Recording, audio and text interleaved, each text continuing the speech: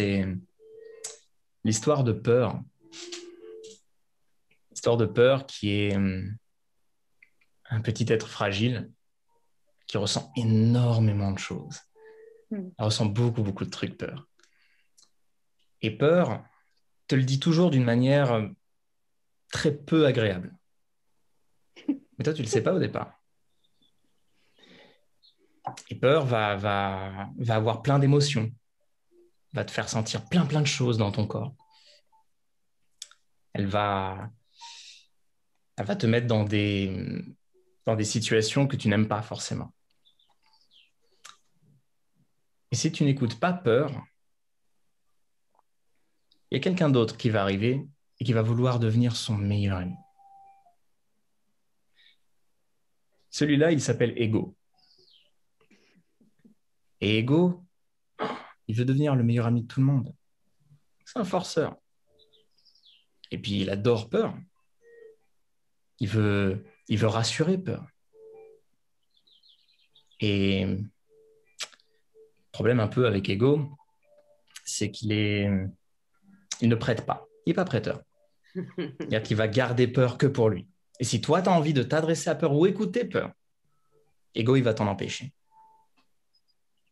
Il va te faire un stop. Mais il va être agréable. Hein, il va être sympa, Ego. Parce que Ego a un objectif. Son seul objectif, c'est le paraître. C'est tout ce qu'il veut. Il veut rien d'autre. Il veut juste du paraître. Il veut paraître le plus fort. Il veut paraître le plus intelligent. Il veut paraître le plus beau. Il veut paraître le meilleur. Il veut pas l'être. Il veut le paraître. Pour pouvoir revenir vers peur et lui dire, tu vois, regarde l'extérieur. Tout va bien, comme je t'avais dit. Tout va bien. Ils te disent que tu es belle. Ils te disent que tu es intelligente. Regarde, ils te disent que tu es forte. Tout va bien. C'est OK. Et toi, il va t'adresser de la même façon. Il fait, c'est bon. J'ai calmé peur. Tu vois bien à l'extérieur. Vas-y, démerde-toi. Tout va bien. T'inquiète. Mm. Et le souci, c'est que Ego ne balaye pas, ne nettoie pas. Il va laisser crade. Et il va laisser gangréner tout ce qui se passe. Jusqu'à des maladies. Jusqu'à ce que tu te sentes fatigué. Jusqu'à ce que tu ne comprennes plus. Jusqu'à ce que tu te sentes perdu. Et si toi,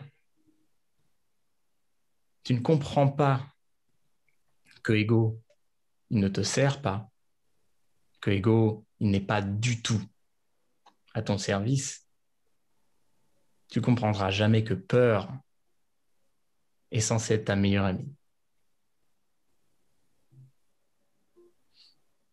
Et là, il en faut énormément du courage pour finalement dire à Ego, qui est énorme, qui est gigantesque, de me dire de partir. Parce qu'il va t'en vouloir. Puis il va tout te dire. Il va dire, mais tu te rends pas compte. Si je pars, t'es rien. Si je pars, tout le monde là, ils vont te détester. Ils vont dire que t'es la plus moche. Ils vont dire que t'es la plus bête. Ils vont dire que t'es la plus faible. Et si tu lui dis pas, OK, j'ai envie de vivre ça. J'ai envie qu'ils me disent ça. J'ai envie de laisser peur grandir. Ego, il a plus d'autre choix. Il ne nettoiera pas. Hein. Il ne déplaira pas. Il ne te guérira pas. Il disparaîtra. Il partira. Ou il se mettra dans un coin. Attendant la moindre faiblesse de ta part. Dès que tu tourneras le dos, il sera là. Pour reprendre peur sous son bras. Alors toi, ton travail, c'est d'aller voir peur. Et d'aller confronter les émotions de peur. Et peur, elle y va pas de main morte. Quand elle a une émotion, ça te fait trembler, ça te fait vibrer, ça te fait perdre tout contrôle. Et c'est là où tu comprenais, ego. Il fait, ah, attends, je comprends pourquoi celui-là est contrôlant. C'est parce qu'elle est incontrôlable. Alors il l'écrasait pour garder le contrôle. Et quand tu comprends ça, c'est fini. Et tu te mets à comprendre qui est peur. Et à comprendre qu'en fait, c'est la personne qui est à ton service. C'est celle qui t'aime le plus. C'est ta meilleure amie. C'est elle qui t'alerte pour tout. C'est elle qui te dit les choses, même à l'avance. C'est elle qui te fait travailler ton instinct. C'est elle qui te fait grandir tes émotions, ta puissance, qui tu es réellement. C'est peur. Et si peur, tu n'apprends pas à l'écouter, tu n'apprends pas à t'écouter.